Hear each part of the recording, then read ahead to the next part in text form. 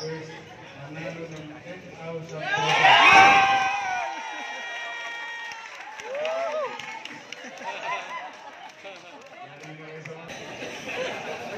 Inong!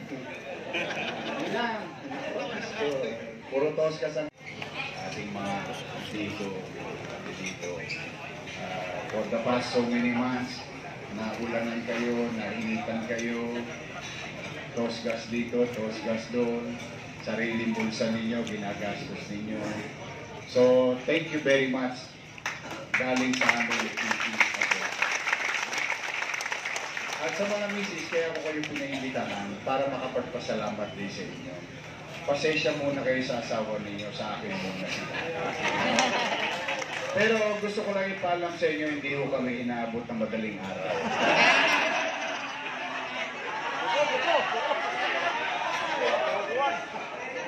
Cornelius. Hindi, si Jerry, walang kawala kay Emma yan. Bantay sarado siya. Anyway, gusto ko talaga magpasalamat sa mga misis nyo, sa mga mister ninyo, na yung oras na dapat kayo magkakasama, most of the time, for the past so many months, nasa akin sila. At binibigyan kami ng katiwasayan, kapanatagan, na sila sinisigurado yung aming kaligtasan sa bawat lugar na aming pinupuntahan. Ayan, dahil yan sa Antigong Maynila. Thank you very much. Konti na lang. Konti na lang. Makikita ko ulit kayo sa flag ceremony.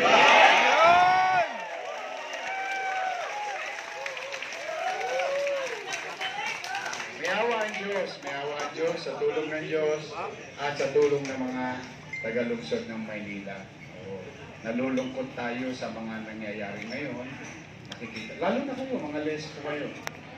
Bubuhay ninyo, pinangarap ninyo na maging mapayapa ang ating komunidad. Sukdo lang, ibuwis ninyo ang buhay ninyo para lang yung mga Tolongges hindi maghari-harian sa kalsada ng Maynila. You've done so much service to the people of Manila. Now you're retired. Parang lahat ng pinaghirapan ninyo nung panahon na kayo'y pulis, nauwi sa imbornal lahat. And you don't like that. I know in your heart, in your mind, you don't like it. Because you have kids, meron kayong mga pamilya. Most of you continue to live in Manila. Because this is where you were born, some of you, or this is all your life, you've done service to our fellow Manilas. Nakakalungkot lang. Yung kaayusan, may ayos natin, yung kapanatagang naibigay natin sa mga tagalungsod ng Manila. Lahat parang nawalang isang iglap.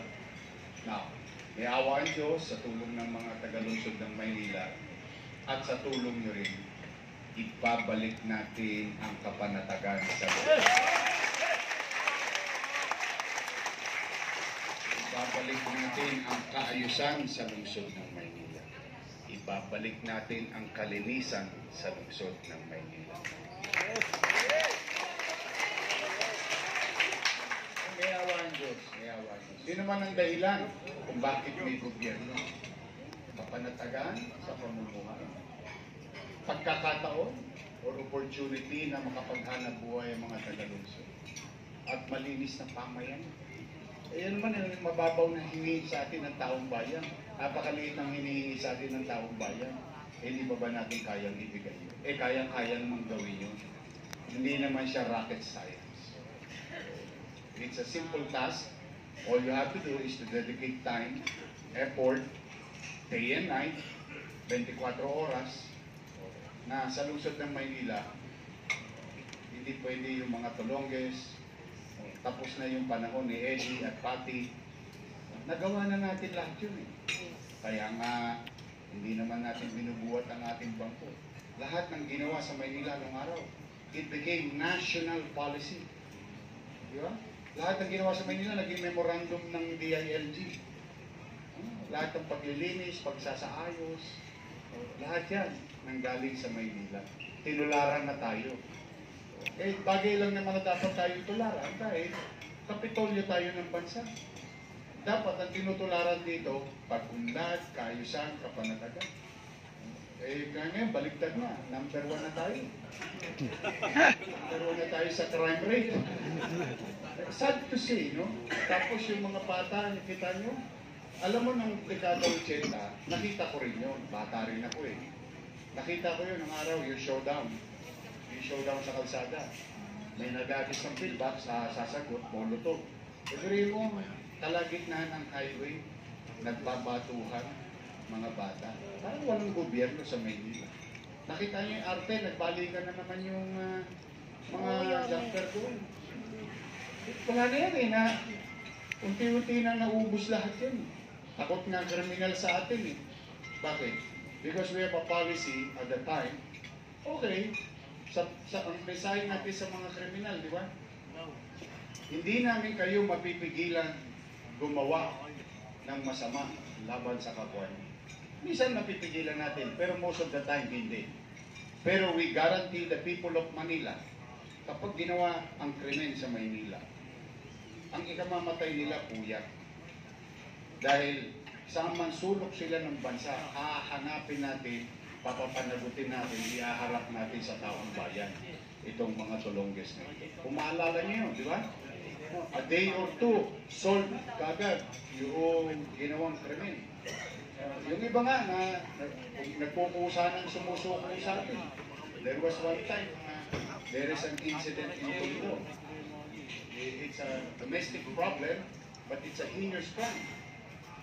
Anong ginawa ng suspect? Di ba, kinuha natin alauna ng madaling araw doon sa Cavite. O dahil sumuko sa atin. O, dahil alam niya, either way, sumuko siya hindi, it's a matter of time, mahuhuli siya. Dahil ginawa niya yung krimen sa Maynila. Eh yun naman talaga ang hinahangad sa atin ng tao sa lungsod ng Maynila. Yung may pananagutan. Kapag may gumawa ng masama, mananagot ka sa lungsod ng Maynila at mamamayan ito. Eh nalulungkot tayo, nangawala lahat yun. Parang libre zona ang Maynila ngayon eh. Strike anywhere itong mga talongges na to. So, if I needed you before, I needed you more in the coming days. Eh, kayo pa naman eh, ang tatalas ninyo.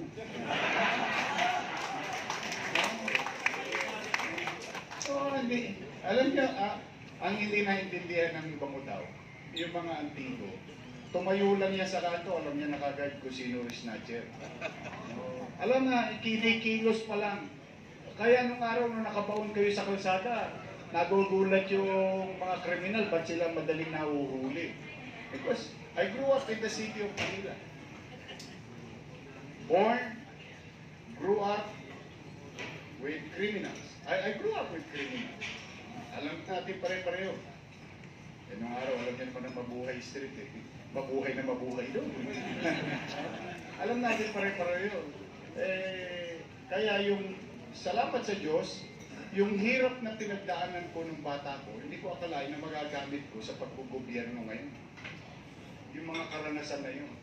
O, eh, nung araw, ang lespo, pagka dumadaan sa amin, tiklop na lamesa. Totoo, dumadaan palang lespo, wala pang sit-sit yun. O, nung araw, uy na! Yun, tiklop lamesa. Ganun eh. That's how we respect policemen. And we will gain that back. Hindi para katakutan ang pulis, kundi para irespeto ang taong uniformado at alagad ng pamahalaan. Eh, Yorme, retired na kami, wala na kami uniform.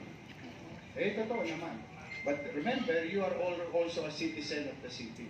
And you will be part of the government. You will be deputized. You will be part of the peace and order situation of our city as augmentation to our existing uniform personnel. So may gagawin pa kayo. Meron pa kayong mission, mga Antigong Maynila. Tulungan ninyo ako na kami ni Chichi na maisayos at maibalik.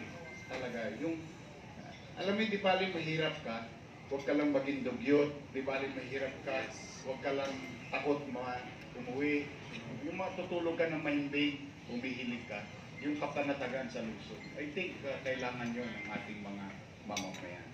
So, ngayong Christmas, salamat sa Diyos, nakaraos ng Pasko. Alam ko, sugatan kayo.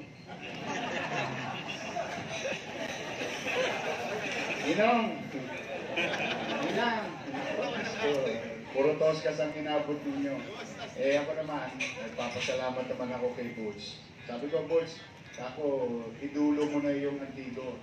Tatapusin ko lang yung mga commitment ko sa Manila. Kaya tayo nagkasama-sama ngayon mag-27.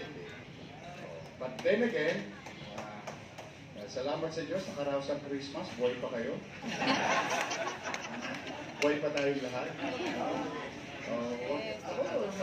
Sa mga asawa na nandito, bigyan niyo ng maraming vitamina yung mga asawa. Wala nga, umabot tayo ng Mayo. Matindi pa itong laban natin. Pero papaalala ko lang sa inyo, may regla tong restaurant na to. Dito tayo nagkita-kita noong 2019, nalo tayo.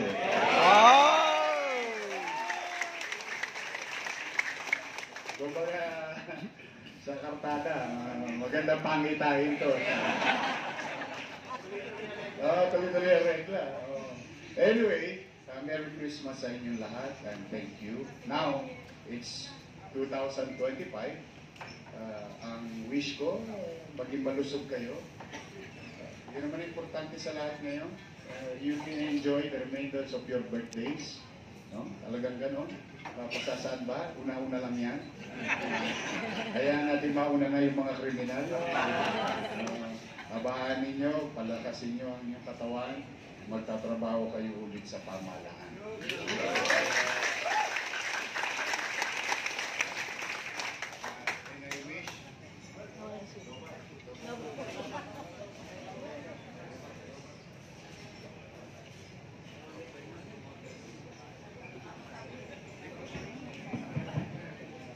Akalain mo, ito naman ang mapuputol yung sasabihin mo susunod.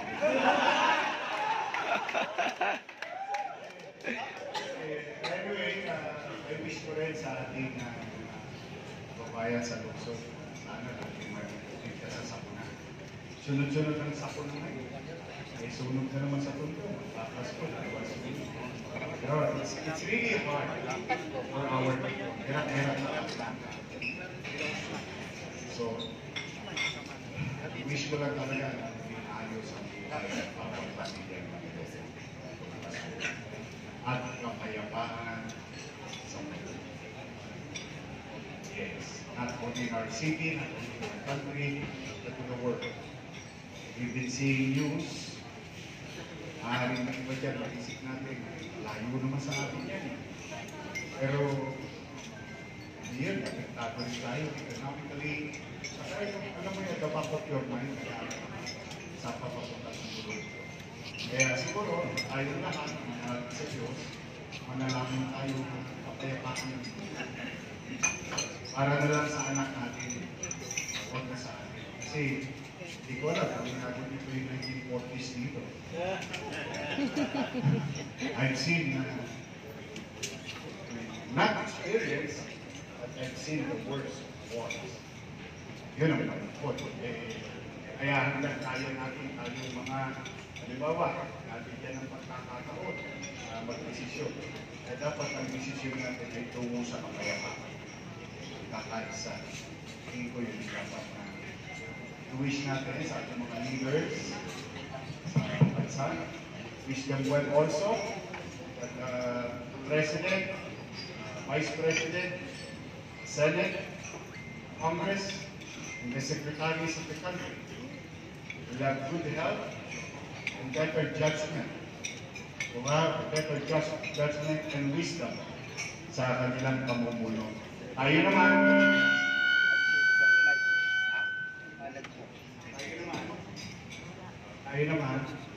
bilang mamamayan, sumunod tayo sa ating tunay ng pamahalaan. Yun, tulong na natin yun sa Presidente, sa Vice President, sa mga senador, sa mga congressman, sa mga secretary. The national policy maker. bilang mga pamilya. Kasi at the end of the day, tayo rin magkikita sa finals, mga kapwa natin.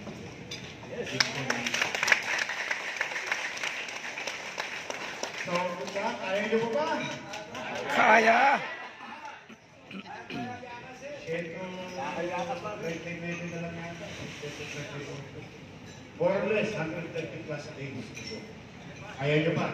Kaya, Yorme! Laban, Yorme, laban! Our journey, talking to our people in the city of, we will continue to educate our people.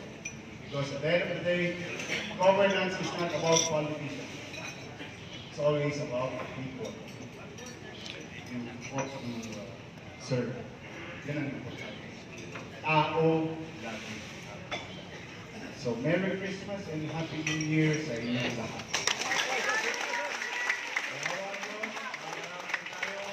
Magagawa kayo ng pagpagkapat. Manila! God first! Okay. O ngayon, tapos na ako magpangalan. Magtotong na ako. Hindi pole. Okay. Ako, marami kayong rapon. Ako, meron diyang rapon. May 80 pieces na Vikings. Ako yung Vikings dyan. 80 pieces. Ganyan. Bawat isa, mananalo ng 5 pieces. Ibig sabihin, that's more than 5,000 pesos. So, tapos, bubunod na ako ng palakon. Okay. Ito mga antigo sa kapatid. Mahalo-halo na. Uy, palakpakan din natin ating mga plotters.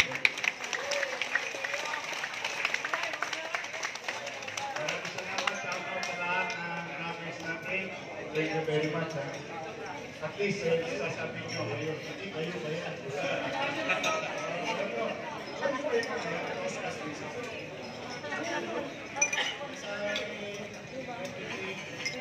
Abunadis ko masari. O sige, total Christmas naman ngayon, bubulot ako ng grand prize muna bago ako bisketa. Kasi meron ako punta ko yung sugong. Okay. Sige.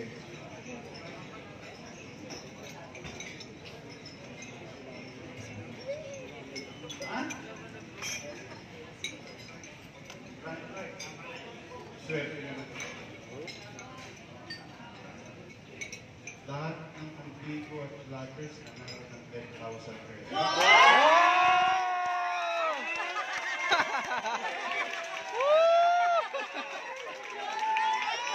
Sana all! Yorme! Yorme! Yorme!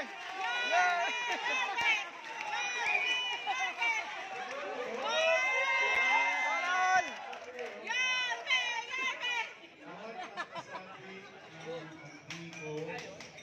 At sa mga vloggers na meron ng 10,000 pesos.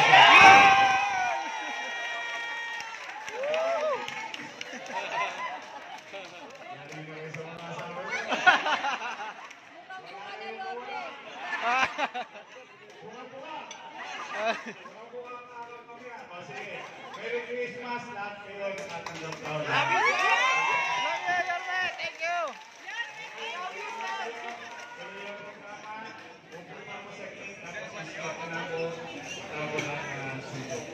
Dalawang barangay natin kawawan. Kahit yung makapasok natin yung kapapigay mo na tayo ng kasi. Muli, mag-iingat kayo. I love you.